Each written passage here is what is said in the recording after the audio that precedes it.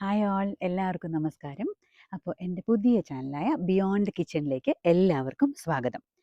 നമ്മുടെ ദൈനംദിന ജീവിതത്തിന് അപ്പുറമുള്ള പല അനുഭവങ്ങളെക്കുറിച്ചും യാത്രകളെക്കുറിച്ചും ഓർമ്മകളെക്കുറിച്ചും അതേപോലെ തന്നെ പല ചെറിയ ചെറിയ സന്തോഷങ്ങളെക്കുറിച്ചുമൊക്കെ നിങ്ങളുമായിട്ട് പങ്കിടാനായിട്ടുള്ള ഒരു സ്പേസ് ആയിട്ടാണ് ഞാൻ ഈ ബിയോണ്ട് കിച്ചൺ ക്രിയേറ്റ് ചെയ്തിരിക്കുന്നത്.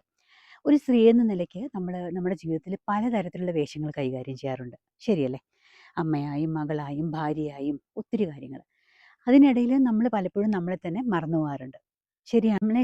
നമ്മളെ സന്തോഷിപ്പിച്ച യാത്രകളെക്കുറിച്ചും നമ്മുടെ മനസ്സിനെ സ്പർശിച്ച അനുഭവങ്ങളെക്കുറിച്ചും അതുപോലെ തന്നെ ജീവിതത്തിൽ ഞാൻ പഠിച്ച വലിയ പാഠങ്ങളെക്കുറിച്ചും നല്ല ചിന്തകളെക്കുറിച്ചും അല്ലെങ്കിൽ ഒരുപക്ഷെ ഒരു ചായക്കൊപ്പം പങ്കുവെക്കാൻ പറ്റിയ ഹൃദയസ്പർശിയായ കഥകളെക്കുറിച്ചും ഒക്കെ സംസാരിക്കാൻ നിങ്ങളും എൻ്റെ കൂടെ ഈ ജേണിയിൽ ഉണ്ടാവുമെന്ന് ഞാൻ പ്രതീക്ഷിക്കുന്നു.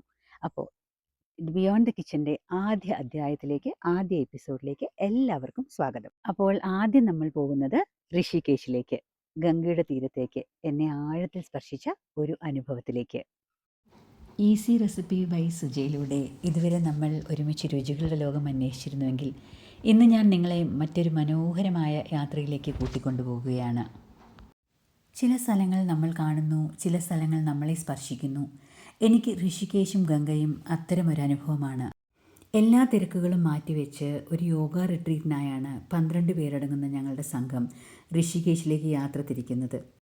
അവിടെ എത്തിയ ദിവസം തന്നെ ആദ്യം പോയത് ഗംഗ ആരതി കാണാനാണ്.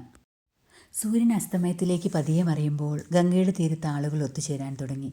ഓരോരുത്തരും ഓരോ പ്രാർത്ഥനകളുമായും പ്രതീക്ഷകളുമായും. പക്ഷെ എല്ലാവരുടെയും കണ്ണുകൾ ഒരേ ദിശയിലായിരുന്നു, ഗംഗയിലേക്ക്. അല്പസമയത്തിനകം ദീപങ്ങൾ തെളിഞ്ഞു, മന്ത്രോച്ചാരണങ്ങൾ മുഴങ്ങി തുടങ്ങി. ആ നിമിഷം മുതൽ അവിടെ ഒരു പ്രത്യേക ഊർജ്ജം അനുഭവപ്പെടാൻ തുടങ്ങി.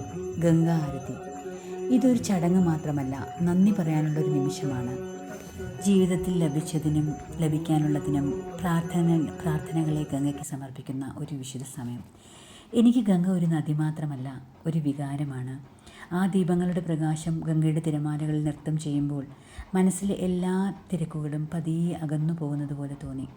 ആയിരക്കണക്കിന് ആളുകളുടെ ഇടയിൽ നിന്നിട്ടും ഒരു അപൂർവമായ ശാന്തത. ഒരു നിമിഷം കണ്ണുകൾ അടച്ചു നിൽക്കുമ്പോൾ പ്രാർത്ഥനകൾ സ്വയം ഹൃദയത്തിൽ നിന്ന് ഒഴുകിയെത്തുന്നു. ചില അനുഭവങ്ങൾ ക്യാമറയിൽ പകർത്താൻ കഴിയും, പക്ഷേ ചില അനുഭവങ്ങൾ ഹൃദയത്തിൽ മാത്രമേ സൂക്ഷിക്കുവാൻ കഴിയുകയുള്ളൂ. ഗംഗാ ആരതിയും അതുപോലൊരു അനുഭവമായിരുന്നു. ഇന്നും ആ ദീപങ്ങളുടെ പ്രകാശവും ഗംഗയുടെ ഒഴുക്കും മനസ്സിൽ തെളിഞ്ഞു നിൽക്കുന്നു. ഗംഗാ ആരതിയുടെ ദീപങ്ങൾ പതിയെ അണഞ്ഞെങ്കിലും ആ സന്ധ്യയുടെ ഓർമ്മകളും ഗംഗയുടെ ഒഴുക്കും മനസ്സിൽ ഇപ്പോഴും തെളിഞ്ഞു നിൽക്കുകയാണ്. ഋഷികേശിലെ ഞങ്ങളുടെ യാത്രയിലെ ഏറ്റവും ഹൃദയസ്പർശിയായ അനുഭവങ്ങളൊന്നായിരുന്നു അത്. പക്ഷേ ഈ യാത്ര ഇവിടെ അവസാനിക്കുന്നില്ല. ഗംഗയുടെ തീരത്ത് ഞങ്ങളെ കാത്തിരുന്ന ഇനിയും നിരവധി അനുഭവങ്ങളായിരുന്നു. അടുത്ത എപ്പിസോഡിൽ നൂറ്റാണ്ടുകളുടെ ആത്മീയതയും നിശബ്ദതയും ഇന്നും നിറഞ്ഞു നിൽക്കുന്ന വസിഷ്ഠ ഗുഹയിലേക്ക് നിങ്ങളെയും കൂട്ടിക്കൊണ്ടുപോകാം. മഹർഷി വസിഷ്ഠൻ തപസ്സിരുന്നതായി വിശ്വസിക്കപ്പെടുന്ന ഈ ഗുഹയിൽ ഞങ്ങൾ അനുഭവിച്ച നിമിഷങ്ങൾ ശരിക്കും മറക്കാനാവാത്തതായിരുന്നു. അത് കാണാൻ അടുത്ത എപ്പിസോഡ് നഷ്ടപ്പെടുത്തരുതേ.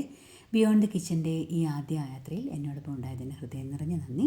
വീണ്ടും അടുത്ത എപ്പിസോഡിൽ കാണാം. അതുവരയ്ക്കും ബൈ.